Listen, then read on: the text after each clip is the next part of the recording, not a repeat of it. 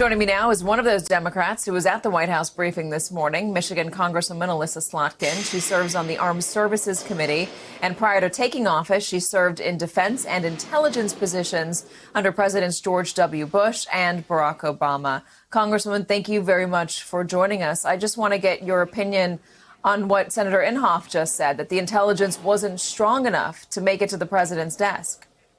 Yeah, well, I mean, I think as a CIA officer, I would like the CIA to come and talk to us about the intelligence. I'd like to get briefed from some of the intelligence officials, career folks who really are immersed and understand kind of wheat from chaff. Today we had a briefing at the White House in the Situation Room, and I appreciate that we had it, but we walked in and there was no one who was a career professional. So we spent a lot of time talking about this different intelligence, the debates among the intelligence community, which are fine. You know, let's have that debate. But I'd really would like to hear it from them specifically, the head of the CIA and other agencies.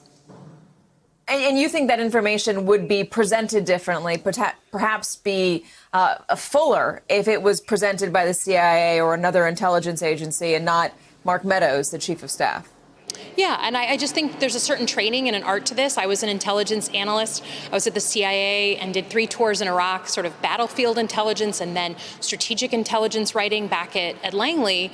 There's a science to this, an art to this. And it's not just every day that people are making assessments about specific pieces of intelligence. Also, intelligence community assessments change. You get in new information, they evolve. So I want to hear from the heads of these agencies and let them tell us what they think. I mean, I think the bigger picture here, though, is that whether we feel confident about the intel or it needs more development, more work, more verification, it was really hard for me to understand why they just wouldn't alert the president, say, hey, you know, we've gotten this in, we're looking into it, boss, but I want you to know that it's there because it's so important to think about the idea of, you know, Russia targeting the United States, putting a bounty on the head of U.S. forces. So that struck me more than the conversation, frankly, around intelligence. So why do you think the president might not have been told, if he was not told, and there's reporting suggesting, including our own reporting, that it was in the presidential daily briefing, which is something that does get in front of the president, at least in theory? Yeah, I mean, and to be clear, I used to write the articles for the Presidential Daily Brief. I've briefed them in the Oval Office to different presidents. There's a book that's produced every single day, and that can be 40 to 60 pages. I mean, it's a lot. Not everything is briefed out by the intelligence briefer. Maybe you're going to pick the top 3 or 5 things. I don't know. I do have no special knowledge. The president said he wasn't briefed. It may have been in the book and he didn't read it.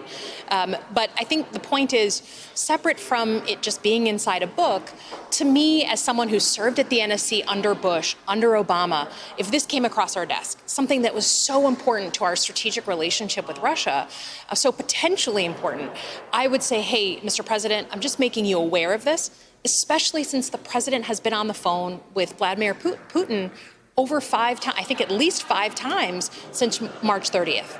So they've had lots of prep. Lots of time talking about Russia, getting him ready for these calls. And it's just hard. And that's what I spent my time asking in this meeting is, how could it be that you didn't feel like this was relevant to talk to him about?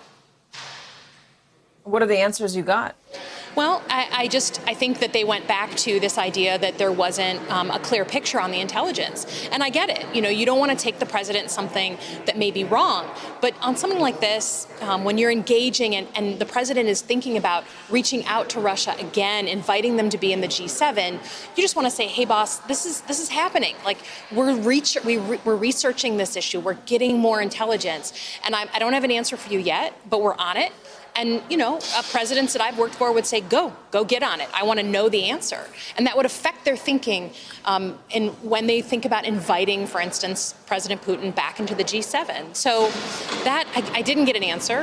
And that's what concerns me. I'm a stepmom of an Army officer who could easily be deployed to Afghanistan in the next week, or in the next year, excuse me. And I just want to know that the commander-in-chief is aware and he's making sure we're doing everything possible to protect our forces.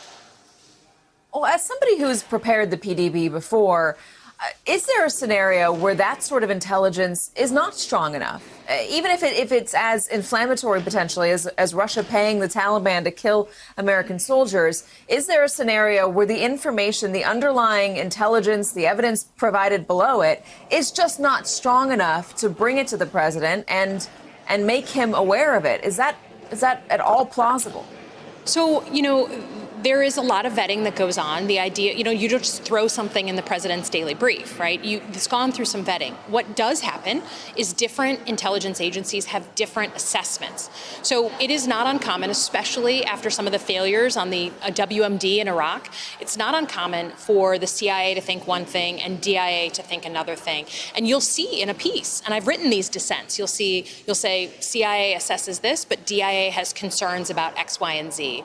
So that's not totally out of the ordinary. It's not every day, but it's not out of the ordinary. But typically, if you're going to put something in front of the president, there's been at least some vetting and at least one of the agencies feels strongly about getting that message to the president. And very quickly, are you going to get a briefing from the CIA or the DNI or anybody else? Is that on the schedule? We've asked for that. I hope that we get it. I think it's important that we hear directly from them, and I think it's important that the president comes out and says, you know what, we're looking into this, and if it's true, I'm not going to allow this to happen. I'm going to engage and push back on Vladimir Putin. That's what I want to know as the stepmom of an Army officer.